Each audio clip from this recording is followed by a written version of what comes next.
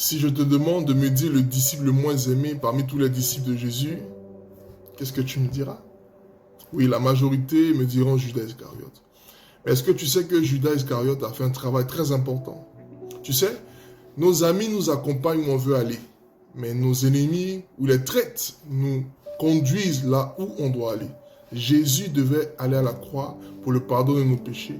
Il devait ressusciter pour la rémission, pour que nous soyons sauvés. Et Judas a permis cela.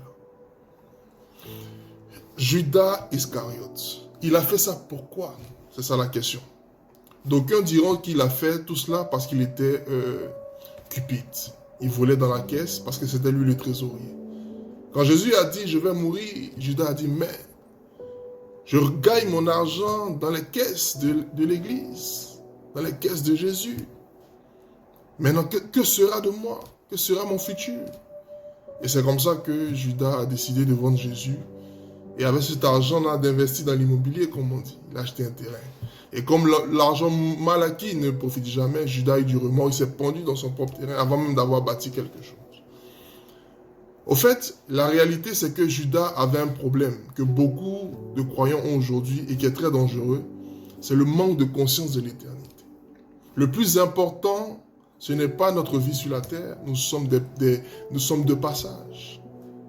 Le plus important, c'est de rappeler qu'on a une mission et après, on rendra compte à Dieu dans l'éternité.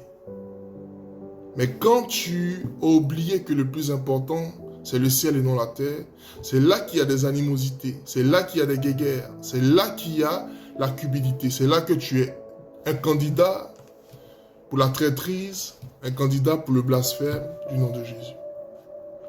Mais je sais que toi qui me regardes aujourd'hui, tu décides de ne pas être sur la liste des Judas de ta génération, mais plutôt d'être un Jean, celui qui s'assoit ou se couche sur la poitrine de Jésus et qui entend le battement de cœur et qui marche selon sa volonté. Que Dieu te bénisse.